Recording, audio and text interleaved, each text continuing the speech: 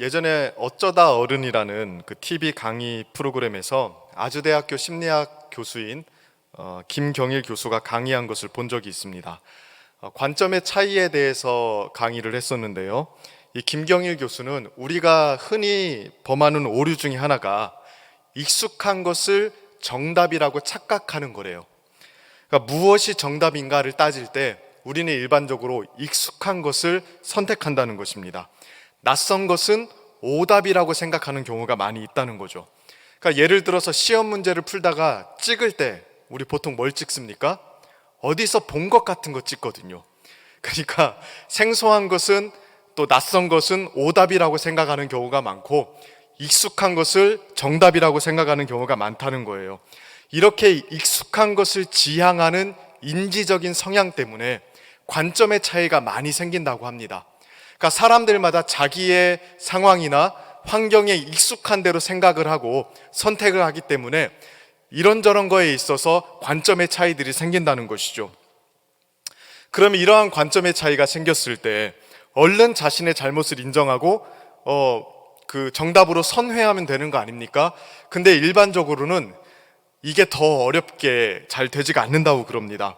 김경일 교수에 따르면 사람은 인지적인 구두쇠입니다. 그러니까 말이 좀 멋있지만 그냥 편하게 이야기하면 생각하기 싫어한다는 겁니다. 그러니까 인지적 구두쇠, 생각을 잘 안 하려고 한다는 거예요. 여기에 대해서 이 김경일 교수가 나름대로 생물학적 이유를 들었는데요.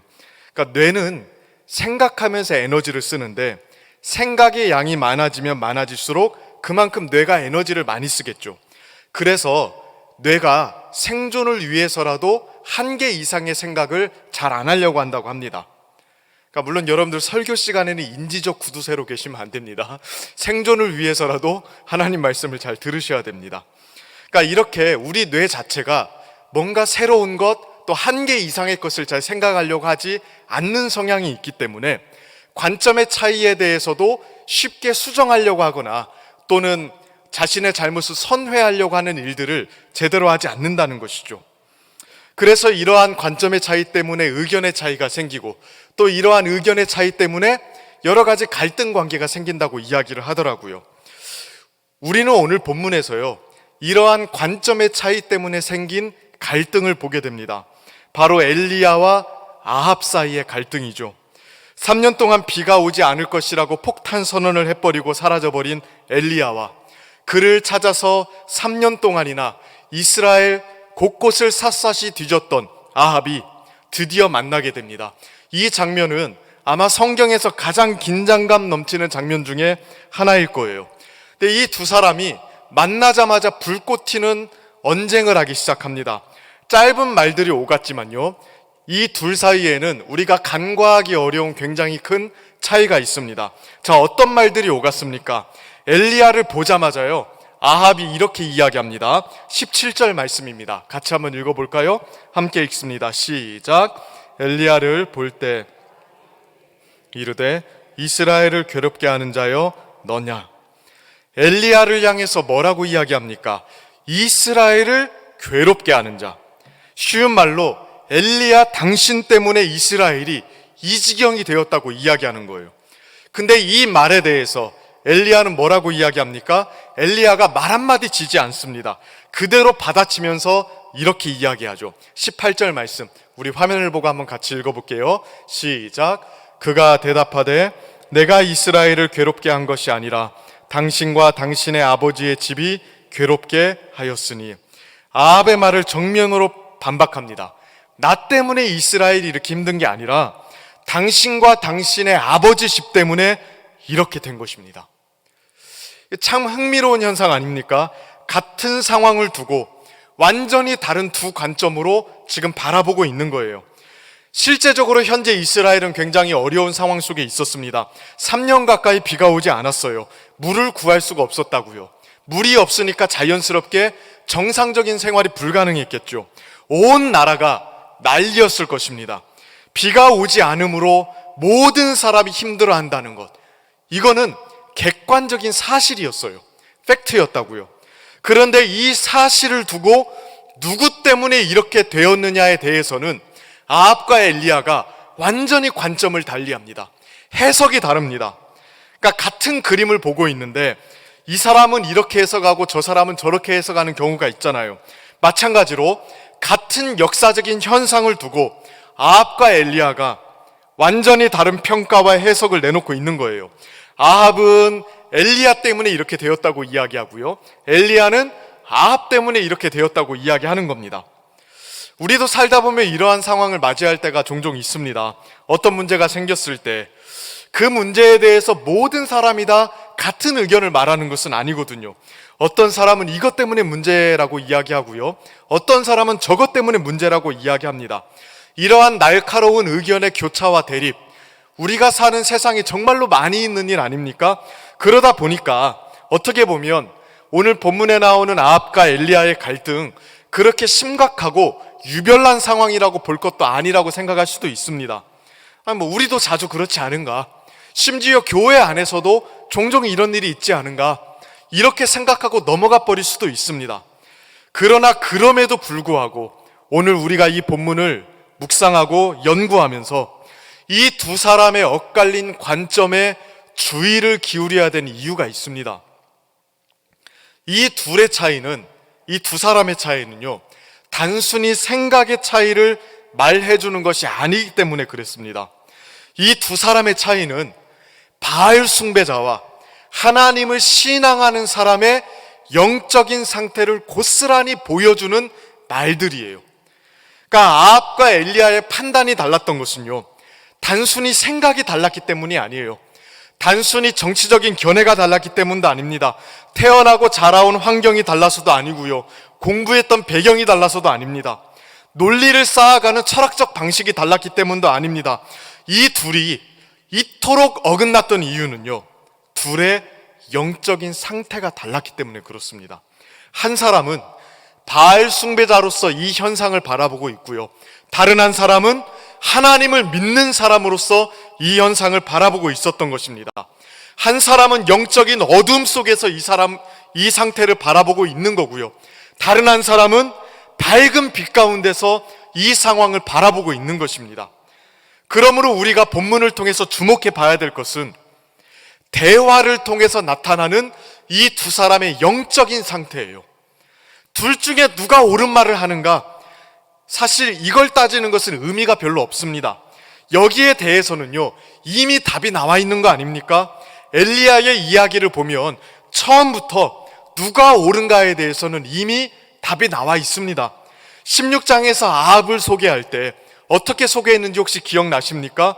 아합에 대해서 그 이전의 모든 사람보다 여호와 보시기에 악을 행한 사람이에요. 이렇게 아합의 스토리가 시작이 됩니다.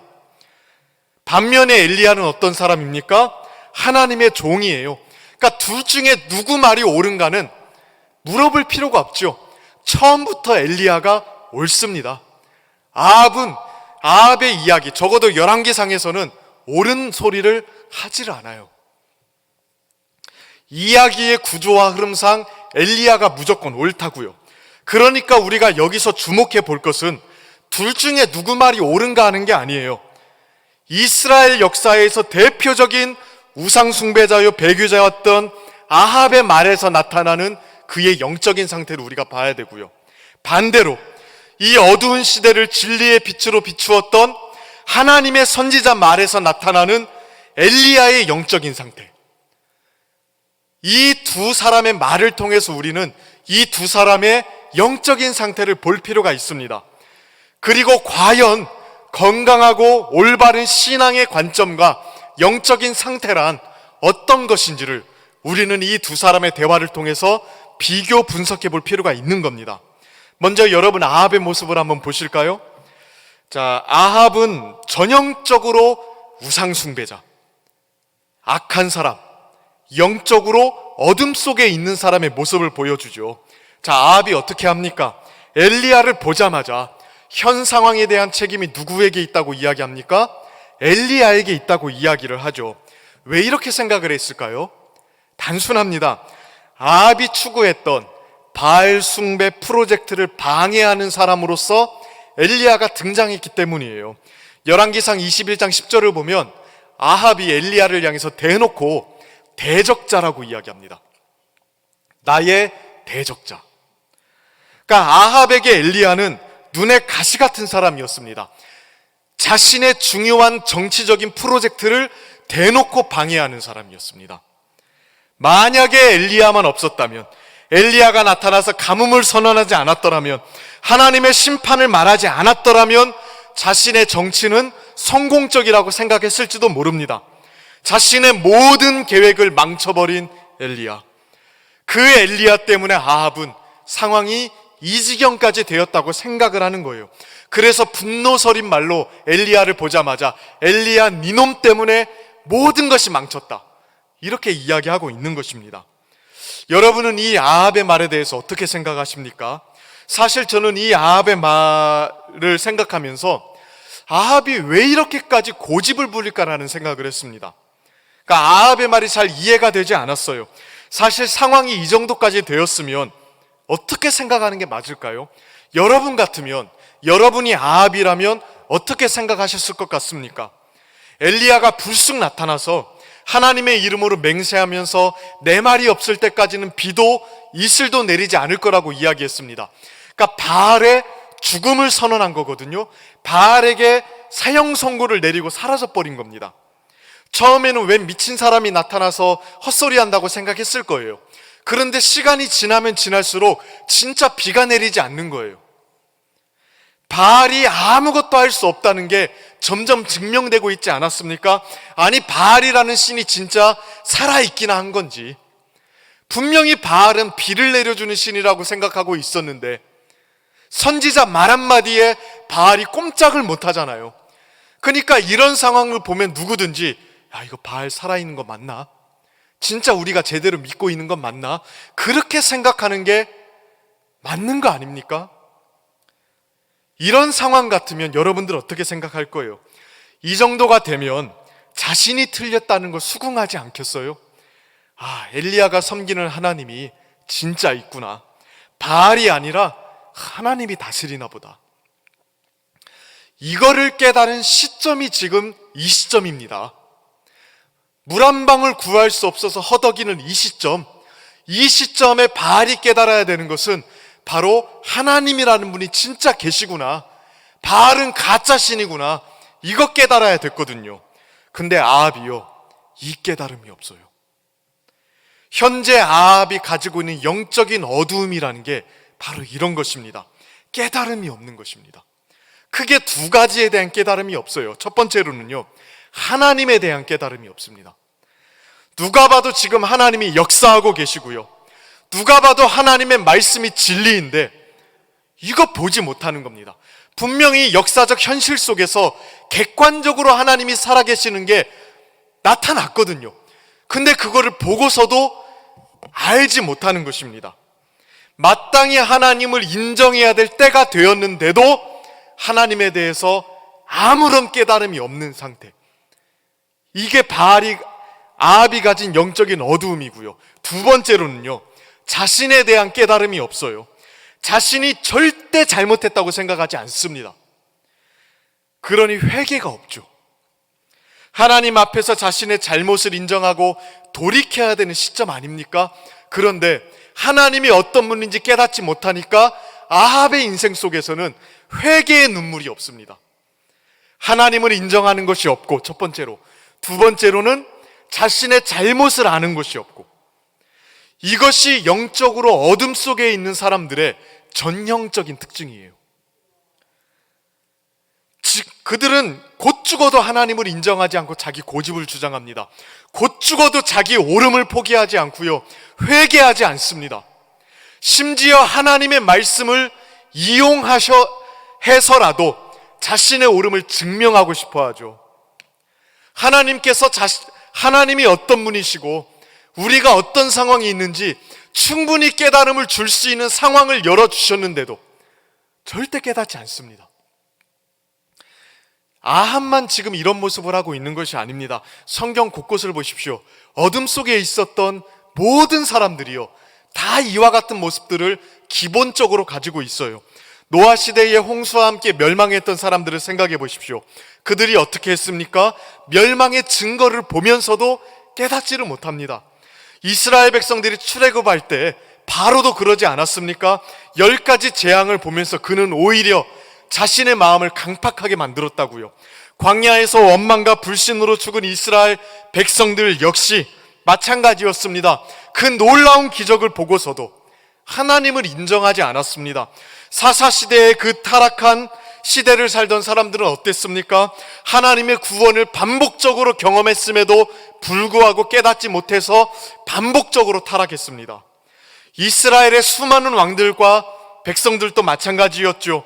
그토록 명쾌한 하나님의 선지자들의 말씀을 듣고서도 돌이키지 않았습니다. 진리가 아무리 전해져도요, 하나님을 깨달을 만한 상황이 아무리 펼쳐져도 하나님을 알지 못합니다. 하나님을 인정하고 두려워하는 것이 없으니까 당연히 자신의 잘못 역시 인정하지 않죠. 그러니 그 삶에 회개의 눈물이 말라가기 시작하는 것입니다. 이것이 영적인 어두움의 실체예요. 다윗은 시편에서 이러한 사람들에 대해서 정확하게 이렇게 이야기를 해요. 시편 14편 1절 말씀을 같이 한번 읽어볼까요? 우리 함께 읽습니다. 시작. 어리석은 자는 그의 마음에 이르기를 하나님이 없다 하는도다. 그들은 부패하고 그 행실이 가증하니 선을 행하는 자가 없도다. 어리석은 자, 그러니까 어두워서 지혜와 진리를 가지지 못한 사람이거든요. 이 사람들이 전형적으로 가지는 생각이 뭡니까? 하나님이 없다. 정확하게 말하면 하나님을 모른다는 이야기가 아니에요. 하나님을 정면으로 거부하는 겁니다. 그리고 그렇게 하나님을 거부하니 그들의 행실이 어떻습니까? 악에서 떠나지 않는다고 이야기하죠. 그들의 행실이 가증하다고 이야기를 하죠. 사도 바울도 이 영적인 어두움에 주목하여서 이렇게 이야기했습니다. 에베소 4장 18절 19절 말씀도 같이 한번 읽어볼까요? 함께 읽습니다. 시작. 그들의 총명이 어두워지고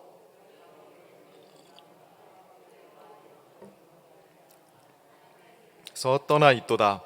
그들이 감각 없는 자가 되어 자신을 방탕에 방임하며 모든 더러운 것을 욕심으로 행하되. 자, 여기 18절을 보시면 무엇이 어두워졌다고 이야기하죠? 총명이 어두워졌다고 이야기합니다. 총명이라는 것은 그러니까 영혼의 식별하는 능력을 가리켜요.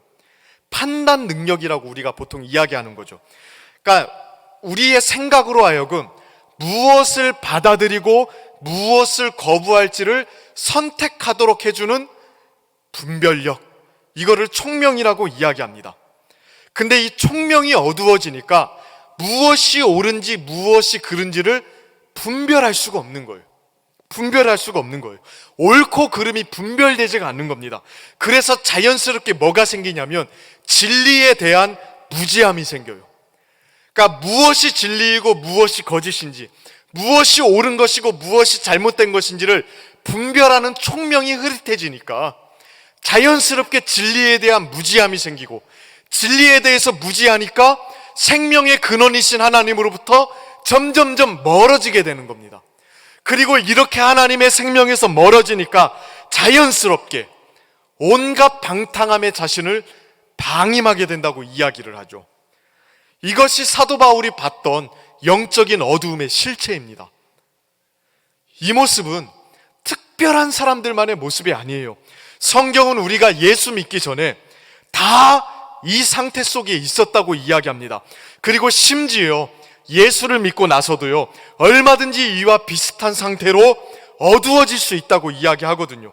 하나님의 백성들로 부름받았음에도 불구하고 총명이 어두워져서 진리를 분별하지 못하고 하나님을 깨닫지 못하고 하나님으로부터 멀어져서 육체적인 방탕을 비롯한 가증한 행위에 자신들을 방임하는 상태, 그게 영적인 어두움의 실체입니다. 우리는 이 모습을 보면서 두려워할 수 있어야 됩니다. 충분히 진리가 전해지고요, 충분히 하나님이 역사하고 있는데도 하나님에 대해서 깨닫지 못하고 그 결과 어떠한 회개와 어떠한 돌이킴도 없는 그 어둠 속에 혹시 내가 있지 않은지, 내 영혼 곳곳에 이 어두움이 끼어 있지는 않은지 돌아볼 수 있어야 됩니다. 진짜 무서운 것은 영적으로 어두운 사람들은 자신이 어두운지를 모릅니다. 자신에게 회개가 필요한지도 모릅니다. 아합을 보십시오. 자신에게 문제가 있다고 전혀 생각하지 않았습니다. 오히려 누가 문제라고 생각했습니까? 하나님의 말씀을 전한 엘리야가 문제라고 생각했어요. 엘리야가 문제가 아니면 도대체 무엇이 문제인가? 이렇게 생각했던 것입니다. 그래서 이 영적인 어두움이 진짜 무서운 것입니다. 여러분들은 어떻습니까? 실제로 하나님에 대해서 깨닫고 그 하나님에 대한 진리 앞에서 두려움을 가져본 적이 언제입니까? 그 앞에서 통렬하게 회개한 적이 언제입니까? 진리의 빛 앞에 자신을 폭로한 경험이 언제 있었습니까? 우리는 날마다 주님 앞에 빛으로 우리를 비춰주시기를 간구해야 됩니다. 진리의 그 밝은 빛으로 우리의 속사람까지 비춰주지 않으면 우리는 우리가 어둠 속에 있다는 것조차 알지 못합니다. 하나님이 날마다 우리에게 이렇게 깨우쳐주지 않으시면요, 어둠을 벗어날 길이 없다고요. 그래서 날마다 진리 앞으로 나아가야 되고요, 날마다 하나님을 깨닫고 우리 자신들을 돌아볼 수 있는 자리로 나아갈 수 있어야 됩니다. 아합의 모습은요, 우리에게서 멀리 있는 모습이 아니에요. 그러면 반대로 엘리야의 모습을 한번 보실까요? 엘리야의 모습은요, 아합의 모습과 완전히 대조되죠. 아합이 영적인 어둠 속에 있는 모습을 대표적으로 보여준다면, 반대로 엘리야는 영적인 밝음 속에 있는 사람의 모습을 대표적으로 보여줍니다. 그러니까 밝은 영적인 상태로 시대를 분별하는 것이 무엇인지를 보여주는 것이죠. 자, 엘리야의 말을 다시 한번 들여다 보실까요? 18절 말씀인데요, 우리 한번 같이 읽어보겠습니다. 함께 읽습니다. 시작. 그가 대답하되 내가 이스라엘을 괴롭게 한 것이 아니라 당신과 당신의 아버지의 집이 괴롭게 하였으니 이는 여호와의 명령을 버렸고 당신이 바알들을 따랐음이라. 자, 아합의 말에 대해서 정면으로 반박하기 시작하는데요, 비가 내리지 않은 것은 내가 아니라 당신과 당신의 아버지의 집 때문이라고 이야기합니다. 그런데 이 부분에서 아합과는 다른 부분이 있습니다. 뭐가 조금 다른가요? 아합과는 다르게 엘리야는 자신이 그렇게 생각하는 근거에 대해서 한마디를 덧붙이고 있죠. 자, 18절 하반절을 다시 한번 보실까요? 이렇게 이야기합니다. 이는 여호와의 명령을 버렸고 당신이 바알들을 따랐습니다. 아합과는 다르게 왜 아합 당신이 문제가 되는지를 엘리야는 정확하게 근거를 대면서 이야기합니다. 아합의 우상숭배 때문이라는 거예요. 근데 이 엘리야의 판단은 감으로 한 말이 아닙니다. 아합처럼 내가 잘못한 게 없으니까 무조건 네 잘못이야, 이렇게 이야기한 게 아니에요. 엘리야가 이렇게 판단한 것은요, 사실 여호와의 율법을 근거로 해서 판단을 한 겁니다. 신명기 28장을 보면요, 이스라엘 백성들이 순종하지 않을 때에 하나님께서 이스라엘 백성들에게 어떠한 재앙을 내리실지를 설명해 놓고 있거든요. 신명기 28장 23절 24절 말씀입니다. 같이 읽어볼까요? 시작. 내 머리 위에 하늘은 노치 되고 내 아래의 땅은 철이 될 것이며 여호와께서 비 대신에 티끌과 모래를 내 땅에 내리시리니 그것들이 하늘에서 내 위에 내려 마침내 너를 멸하리라. 자, 뭐라고 이야기합니까? 이스라엘 백성들이 하나님을 떠나 우상을 섬기기 시작하면 비를 내리지 않겠다고 하셨어요. 엘리야는 이 말씀을 근거로 해서 현재 일어나고 있는 현상을 해석했던 것입니다. 하나님의 말씀대로 지금 되고 있지 않냐? 당신이 우상을 숭배함으로써 지금 비가 내리지 않는 것은 하나님이 이렇게 말씀하신 대로 되고 있는 것이다라고 지금 이야기를 하고 있는 거예요. 그러니까 하나님의 말씀을 근거로, 하나님의 말씀을 기준으로 해서 시대를 해석하고 사건을 해석하고 있는 것입니다. 그러니까 지금 엘리야가 소유하고 있는 영적인 밝음이라는 것은 무엇입니까? 엘리야가 아합과 다른 게 무엇입니까? 말씀의 비침을 받아서 그 말씀을 근거로 시대와 역사를 해석하고 있다는 거예요. 하나님의 말씀의 밝은 빛으로 자기를 비춰보고 세상을 비춰보고 그것을 잣대로 해서 옳고 그름을 가리는 상태, 이것을 가리켜서 영적인 밝음이라고 이야기하는 겁니다. 이런 사람은 애매하지 않습니다. 판단의 회색지대에 머물지 않습니다. 하나님의 말씀을 통해서 하나님의 어떤 분이신지 알고 그가 우리에게 요구하고 있는 것이 무엇인지를 알고요, 또 그가 약속하신 것이 무엇인지 분명히 알고 있습니다. 그래서 자신이 처한 상황 속에서 자신이 무엇을 해야 되는지, 무엇이 옳은 거고 무엇이 틀린 건지, 무엇을 받아들이고 무엇을 거부해야 되는지, 수용하고 따라야 될 것이 무엇인지를 분별한다고요. 그리고 하나님의 약속을 따라서 순종했을 때 주어지는 복이 무엇이고 하나님께 불순종했을 때 찾아오는 위험이 무엇인지도 분명히 알고 있습니다. 말씀으로 자신의 삶과 자신의 앞길과 시대를 이렇게 비추어서 해석하는 것, 그게 영적인 밝음 속에서 살아가는 사람의 전형적인 모습이에요. 이렇게 살아가는 사람들은 어떻게 살겠습니까? 상황에 그럭저럭 순응하면서 좋은 게 좋은 거고 좋은 게 하나님의 뜻이다라고 이야기하겠습니까? 이득이 되는 상황에 하나님의 뜻을 붙여가면서 자신의 이득을 추구하겠습니까? 그럴 수 없습니다. 영적으로 깨어있다는 것은 무슨 환상을 보는 것도 아니고요, 뭐 예지몽을 꾸는 것도 아닙니다. 하나님의 말씀의 밝은 빛으로 자신의 삶을 비춰보고 자신의 시대를 비춰보고 거기에서 하나님이 어떻게 역사하시고 그 하나님이 나에게 지금 무엇을 원하시고 내가 무엇을 해야 될지를 분명히 헤아려서 알고 있는 것, 그것입니다. 우리는 어떻습니까? 개인적으로나 교회적으로나 우리는 이러한 의미에서 깨어 있습니까? 정말 진리의 빛에 우리는 투명하게 노출되어 있습니까? 이 빛에 비추어서 우리는 우리 자신들과 우리들의 현재 상황과 우리들의 시대를 정직하게 판단하고 있습니까? 그리고 그렇게 판단했을 때 잘못을 깨달으면 회개의 눈물을 가지고 나아가고 있습니까? 우리는 정말로 자주자주 성경이 중요하다는 말을 굉장히 많이 하죠.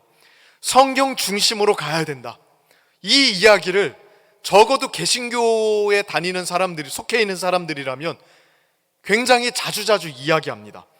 그런데 저는요, 항상 그런 의문을 가질 때가 많습니다. 진짜 그러한가?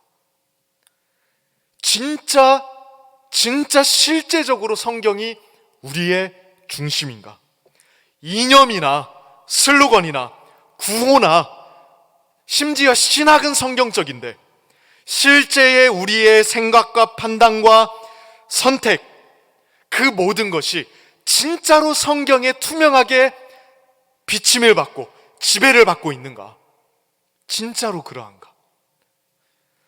종교개혁자들이 외쳤던 슬로건 중에 하나가요, 솔라 스크립투라, 오직 성경이죠. 이 외침이 종교개혁 안에 어떻게 구현되었는지 아십니까? 굉장히 실천적으로 구현이 됩니다. 많은 사람들이 오직 성경하면 그냥 성경만 잘 가르치면 된다고 생각을 합니다. 성경만 잘 가르치고 성경적인 이야기하고 성경적인 구호 외치면 자기네들은 성경적으로 하고 있다고 생각을 합니다. 근데 여러분, 이것은요, 종교개혁 신앙에 대한 굉장히 큰 오해입니다. 솔라 스크립투라는요, 그런 태도를 의미하는 게 아니에요. 오직 성경이라는 것은 성경을 우리에게 주신 유일한 하나님의 말씀으로 여기고 교회 안에서나 개인의 삶에서 성경 이상의 권위가 없다는 사실을 인정하고 모든 것을 다 성경의 잣대와 기준에 비추어서 판단하고 결정한다는 뜻이에요. 어떤 것도 성경 앞에서 물러나게 하지 않고 성경을 잣대로 해서 옳고 그름을 판단하고 부족한 것과 채움받은 것을 판단하겠다는 실천적인 자세가 바로 솔라 스크립투라입니다. 단순히 성경을 가르치는 그 문제가 아니에요. 성경이 말하는 교회, 성경이 말하는 예배, 성경이 말하는 직분, 성경이 말하는 성도의 삶, 이 명확한 내용들을요, 종교개혁자들은 무시하지 않았습니다. 그래서 수많은 것들이 비틀어진 시대 속에서 하나님의 말씀을 따라 모든 것을 판단했고요, 잘못된 것은 수정했고 옳은 것은 목숨을 걸고 나아갔던 거예요. 그러니까 우리는 진짜 이러합니까? 진짜 이러한 의미에서 성경 중심적입니까? 하나님 말씀의 밝은 빛으로 우리의 삶과 우리의 가정과 우리의 교회의 구석구석을 비추고 그 어떤 것도 예외로 하지 않고 모든 것을 진리의 빛 앞에 노출시키고 있습니까? 그리고 옳고 그름을 헤아려서 하나님의 뜻을 행하고 있습니까? 실제로 여러분 한번 보십시오. 오늘날 성경 강조 안 하는 성도 있습니까? 오늘날 성경 강조 안 하는 교회 있습니까? 거의 없습니다. 적어도 개신교 안에는요, 세례받은 사람들은요, 성경 다 중요하다고 이야기합니다. 심지어 이단도 성경 중요하다고 이야기합니다. 그런데 성경 강조하는 모든 교회가, 성경 중요하다고 하는 모든 성도가 다 성경적으로 살아갑니까? 그거는 전혀 다른 문제 아니겠어요? 저는 오늘날 우리들의 신앙과 교회가 힘을 잃어가고 저력을 잃어버리는 이유가 여기에 있다고 생각을 합니다. 우리는 안쓰럽게도 아합과 같은 태도를 가질 때가 정말로 많이 있어요. 자신에게 손해가 되면요, 굉장히 예민합니다. 그럴 때는 프로테스탄트예요. 저항적입니다.